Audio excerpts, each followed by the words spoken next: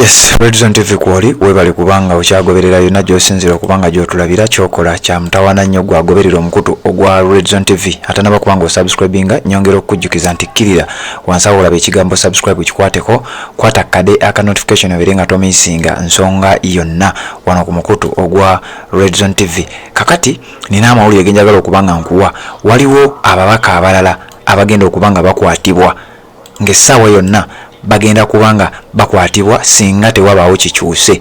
Jjukira tubadde tukuwa list y'ababaka abayitiddwa era nga ku budde buno babadde bali ku kooti ewozesa abali b'enguzi nga bakyagenda mu maaso n'okubanga bawera ennemba n'emisango egyabagguddwako. Kati okusinziira ku mukutu ogwa Nile Post nga gugamba the Police's Criminal Investigations Directorate CID has summoned at least 10 more officials including legislators, parliament and finance ministry staff over ongoing corruption investigations. Nti mu kunoonyereza okugenda maaso ku buli bw'enguzi, ekitongole ekya CID, kitongole kya police department ya CID, Criminal Investigations Directorate, emaze okuyita era nga bano banoonyezebwa. Kuliko ababaka ba parliament, kuliko abakozi mu parliament, ate nga kuliko n'abakozi okuva mu ministry eya finance, Ministry of Finance, nga bano bagenda kwewozaako ku buli bw'enguzi obwogerwako sente ziri mu kubanga zitambulira mu parliament. Abasajja n'abakazi batandise okubanga bakifuuwa bakiza munda. Essaawa yonna waliwo abalala abagenda okubanga balabikako emabega w'emitayimbwa. Bano abasatu wetwogerera nga bamaze dda okubeera nga batuuka ku office ye ewozesa abali b'enguzi, Anti-Corruption Court, kooti eyo eyawozesa Maria Grace Kitutu n'abalala. Naye njagala nkutwale mu kiwandiiko kino ekivudde ku mukutu ogwo gwe nkugambye waggulu. Wuliriza. The dozen or so officials will appear at the CID headquarters to answer corruption queries. Nti ababaka aba parliament n'abakungu abalala okuva mu ministry ey'ebyensimbi bagenda kulabikako. Kati wetwogerera oba wowulirira bino either balabiseeko dda obanga we bali mu kulabikirako, kubanga wenkoledde eggulire lino nga kigambibwa nti essaawa yonna bagenda kubanga balabikako olunaku olwaleero mu court, ku CID headquarters ekibuli, okubeera nga nabo bannyonnyola ku buli bw'enguzi obugenda mu maaso mu parliament. Jjukira amawulire genzize enkuwa, obuli bw'enguzi nga bulabika abasajja batandise okubatuulamu, ensonga zitandise okubeera nga zibatuulamu. Kati bakwatako be bakutteko n'abalala ne batandika okweraliikirira. Kati wuliriza, olunaku olwaleero ng'ennaku mwezi 12 omwezi ogw'omukaaga 2024 waliwo abakungu abamu nga babaka ba parliament, abalala nga bakozi ba staff mu parliament, ate abalala nga ba staff okuva mu ministry ey'ebyensimbi. The summons says come first on the heels of detention of 3 legislators whose homes in Kampala were searched for evidence linking them to ongoing investigations. Nti okuyitibwa kwa bano kubadde kugenda maaso oluvannyuma lw'okuba nti waliwo already basatu abamaze okubanga bakwatibwa bali betwayogeddeko, kyera mu maka gaabwe bamaze okubeera nga banoonyerezaako ne babakuba saaki eyo nno gye bazuulidde n'akawumbi akalamba ke basanze n'omukyala akiikirira Lwengo mu parliament eno ey'e11. Kati wano waliwo ababaka abalala n'abakungu abakozi mu parliament, era nga kuliko n'abakungu nga bakozi mu ministry y'ebyensimbi, nga bano essaawa yonna nabo bagenda kubeera nga bayitibwa. Gwe munnanga agoberera omukutu ogwa Redzone TV, njagala okutegeeza nti essaawa yonna nabo bagenda kubanga bakwatibwa, era bwe banaba bakwatiddwa nja kujja wano mbeere nga mbikutegeeza, ng'era womanyi nti ffe bwe tutyo bwe tukola buli kimu ekivaayo tukikutuusaako bulungi nnyo. Kati wuliriza, okusinziira ku mukutu guno nga gugamba the investigations are on the orders of President Museveni, who told the nation last week that he had irrefutable evidence that legislators and parliament and finance ministry were running a racket to influence budget processes. Museveni mbu yafuna amawulire nti abamu ku babaka ba parliament beegatta n'abakulu okuva mu ministry ey'ebyensimbi Ministry of Finance ekulemberwa Matiya Kasaija nti beegatta wano mu kuyisa budget ne babaako ssente ze bayisizaamu nga zino tezigasa muntu wa wansi, tezigasa mwoyo wa musolo, wabula nga balina ddiiru zaabwe ze baagala okubeera nga bakutula.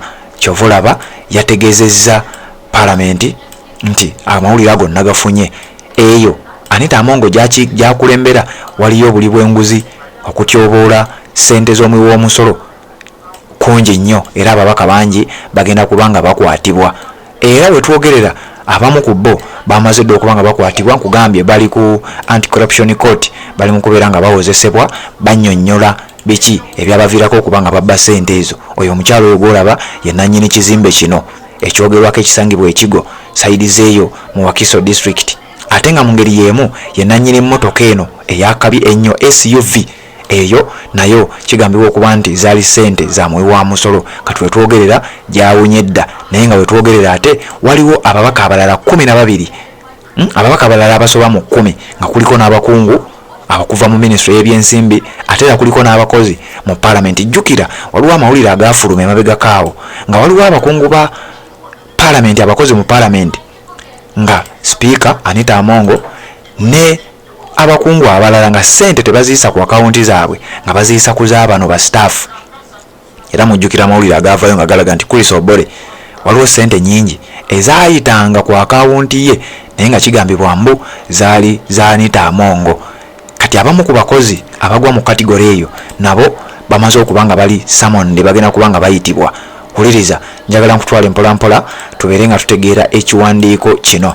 The police investigations come at a time Parliament is facing 6s and 7s after some legislators triggered the censure of 4 backbench commissioners over corruption. Nti bino byonna mukyatunuulira bano be bayita, naye ate mu Parliament eyo wakyaliyo ekigenda maaso ekikulembeddwa mu Theodore Sekikubo nga ababaka naddala ba backbench commissioners okuli Mathias Mpuuga Nsamba, kwabo nga kuliko Esther Afoyochani, kuliko Solomon Sirwanyi, kuliko Prose Akampulira, nabo bakyagenda maaso n'okubanga bafeesinga censure motion nti era essaawa yonna bayinza okubanga babajja mu ofisi zaabwe ez'obwa commissioner olw'obuli bw'enguzi. Bino ebijjidde nga naye ensonga weeri era ng'ekyagenda mu maaso. Meanwhile, the Inspectorate of Government has given Parliament staff whose personal accounts were used to wire billions of shillings in corporate social responsibility activities up to the end of the month to account for the monies received. Ulira nti ekitongole kino ekya CID kyalabula era ne kitegeeza nti ne bano ba staff abakola ku Parliament nga ssente zaabwe nga akaunti zaabwe baaziyisangako ssente nga bwe nkunyonnyodde nti akaunti ya Chris Obore yazuulwa nga yayitangako ssente obuwumbi n'obuwumbi nga zigenda kubanga za Anita Amongo naye nga teziyitira ku akaunti ya Chris Obore. Nabo balabuddwa, babategeezezza okuva ku kitongole kya CID nti nammwe mugenda kubeera accountable era muvunaanyizibwa 100 ku 100 ku ssente zino eziyitira ku akaunti zammwe, era mugenda kunnyonnyola ssente ezo zaalinga z'abaani, zajjanga zitya, zakozesebwanga ki n'ebintu ebirala ebifaananako bwe bityo. Red Zone TV kwoli weebale kubanga okyagoberera. Amawulire galaga nti ababaka abalala n'abakungu abakola mu Parliament n'abakungu era abakozi okuva mu Ministry of Finance bali mu kubanga bayitibwa babuuzibwe 4 na 5. Era essaawa eno yennyini lindirira ogenda kubanga obifuna essaawa yonna ebinaaba bivuddeyo, naye nga ababaka abasukka mu 10 bagenda kubanga nabo bagattibwa ku bano already abamaze okubanga bawozesebwa. Red Zone TV kwoli weebale kubanga okyagoberera. Nkujjukiza Haji Kasujja omusomi w'edduwa Kayingo nga bwentera okugamba nti ono akwasaganya ebizibu bingi nnyo gw'ayina ensonga z'amaka zitabuse osobola ogenda n'abikuterereza, ayagala okugenda ebweru, ayagala okufuna omukisa, ono ayambulula asumulula emikisa. Asangibwa Njeru ku Jinja Road okumpi ne River Nile, era obanga otuuse obanga tosobodde gendayo osobola okukozesa ennamba eyo gy'olaba eri 0753 85 64. Haji Kasujja omusomi w'edduwa n'abanga kukwasaganyiza ebizibu byonna. Weebale kubanga okyatugoberera, tuwuliziganye mu updates eziddako.